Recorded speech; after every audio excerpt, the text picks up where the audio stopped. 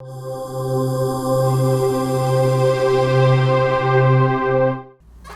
of Two. Is this the 40th day. Hoist part? This is the hoist part. Now, I had a silencer. You had a silencer, so you can take out a number of guys here stealthily, do a little step jump. Now, you can't lift the person over here. This is just one of the few times in the game that I found that you can lift them up just to get a height advantage and take out a bunch of dudes. And your shooting was pretty shitty here. Like I was pissed that you used this one.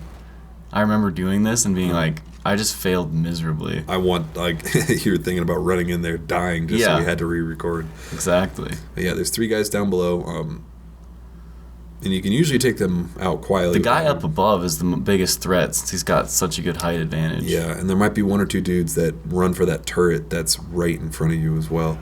So, yeah, that guy up above, have one person just kind of watching that upper balcony, trying to take out everybody that's on that upper balcony, and one person kind of looking to this room to the left, taking out people down there. You know that effect where supposedly in school, if you sit in one spot in the classroom, you should take your test in that spot because you'll remember the stuff better? Familiarity? Yeah. Yeah. It's just like, so when we played this, I hadn't heard that example, but it makes sense. Right? Uh-huh. I remember exactly what was being said. You said that like 5 or 6 times. It's just crazy. We were talking to, he was talking to Jason Reitman, and I just remember it so vividly. Who was talking to Jason Reitman? The podcast guy.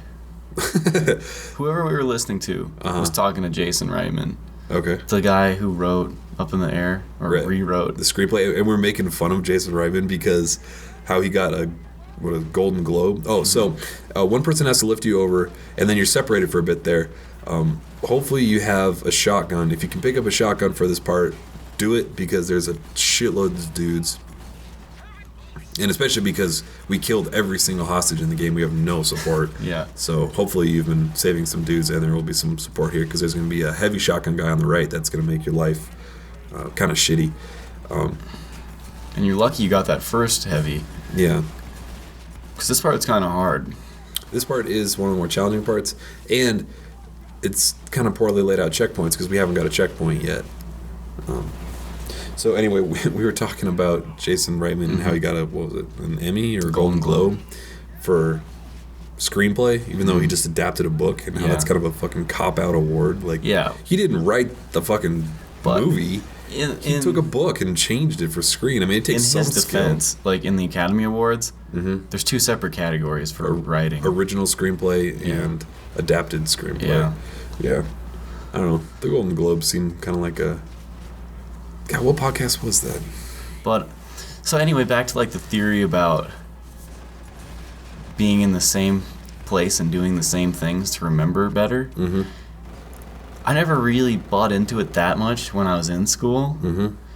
But now being out of school and having certain events trigger completely useless memories, I'm like, wow, this really does work.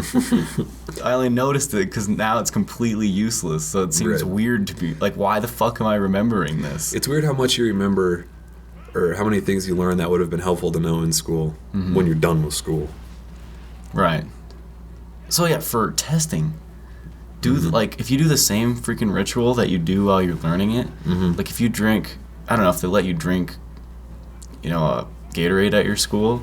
If you drink a Gatorade during the lecture, and you drink a Gatorade during your test, like the familiarity, you'll like remember what the guy said. It might trigger maybe if you weren't asleep. So this was a weird part right here. I'm completely stealth right now. And I ran forward through the door. There's like 3 guys just chilling right there. They didn't even see me. Yeah, like I come in, you're like already like running through the level. I come in, there's 3 guys in my face. I'm like, what the hell are you doing? Yeah. So that's kind of where stealth mode backfires. Yeah.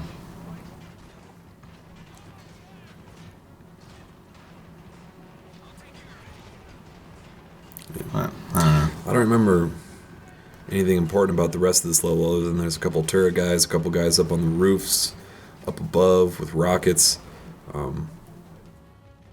And we're getting very close to the last part of the game, which is a huge uphill battle with tons of dudes with shields and a couple turrets and grenade launchers and a couple heavy shotguns that come from behind you. Yeah,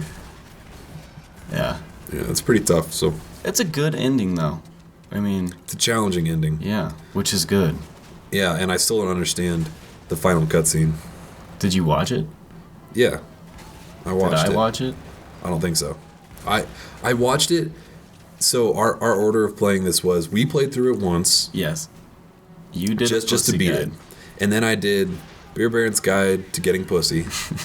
And on that playthrough, because you can't skip cutscenes, there's a couple cutscenes that I watched just because I wanted to try to figure out what was going on, including that last one, and it just still does not make sense. Spoilers, you have to choose whether or not to kill your partner. The guy that I am, I have did to choose. See that. I have to choose whether or not to kill you or the bad guy. And the bad guy dies either way, right? The bad guy dies either way. But if I choose kill the bad guy, that's the negative morality choice. Which is nuts. Like, that's what I don't fucking understand. I've been fighting next to you this entire time. And you don't need to send me an email explaining the story. I honestly do not care at all. Yeah.